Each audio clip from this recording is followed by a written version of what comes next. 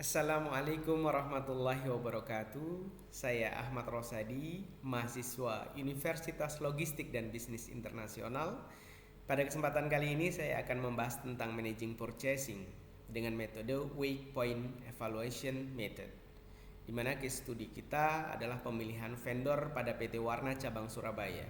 Dosen pengampu Dr. Insinyur Agus Purnomo MT. Case study kita menggunakan Wake Point Evaluation Method. Menurut Willis and Houston tahun 1990, bahwa kita harus mengidentifikasi kriteria dan memberikan nilai bobot pada masing-masing kriteria yang sudah kita buat. Selanjutnya, pembeli akan menilai kinerja pemasok dengan penilaian intuitif. Case study kita pada PT Warna. PT Warna adalah manufaktur cat di Surabaya. Saat ini Departemen Procurement sedang menyeleksi vendor kaleng cat. Ada 3 kandidat yang mengajukan proposal, vendor A, B, dan C. Kita menggunakan 3 expert untuk melakukan penilaian vendor tersebut. Kita menggunakan scoring level 5-1 atau 1-5 dengan scoring excellent, good, fair, poor, and bad. 4 kriteria yang kita gunakan: product, company, service, and sales personal.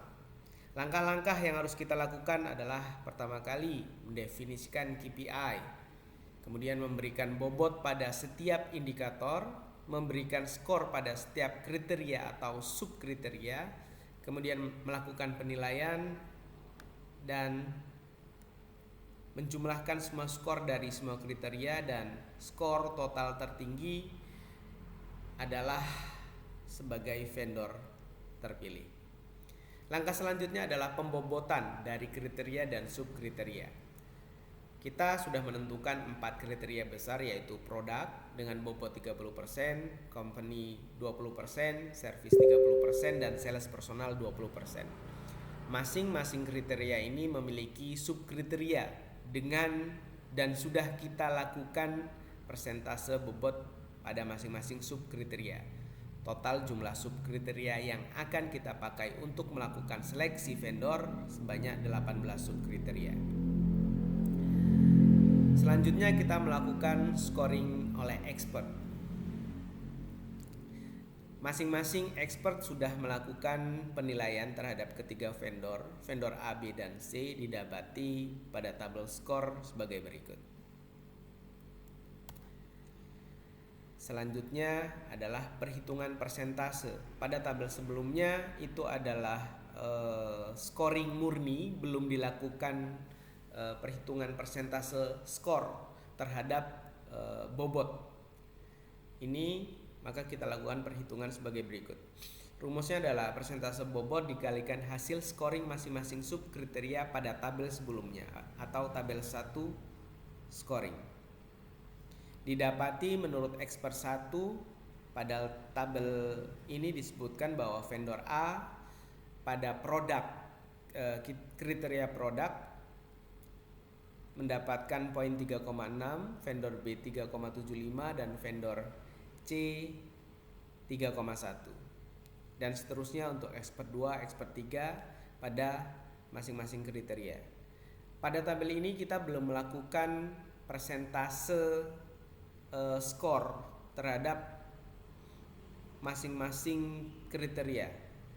Ini adalah persentase scoring terhadap masing-masing subkriteria. Untuk itu selanjutnya kita melakukan perhitungan persen bobot per kriteria, di mana angka-angka ini dihasilkan dari perkalian dari bobot kriteria produk. Misalnya 30% dikalikan dengan total jumlah subkriteria.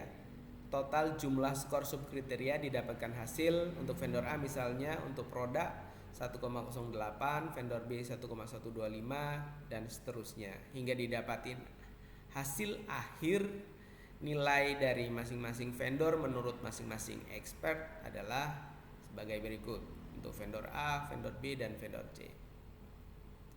Setelah kita melakukan perhitungan persen bobot terhadap subkriteria, kemudian perhitungan persen bobot terhadap kriteria besar didapatkan rekapitulasi nilai akhir masing-masing vendor menurut ketiga expert. Misalnya untuk vendor A 3,3 poin menurut expert 1, 2,8 poin menurut expert 2, dan 3,1 poin menurut expert 3. Total nilai untuk vendor A dari semua expert yang melakukan penilaian adalah 9,1, maka kita lakukan perhitungan rata-rata didapati 3,0 untuk vendor A. Nilai rata-rata vendor A adalah 3,0, vendor B adalah 3,3, dan vendor C adalah 3,0.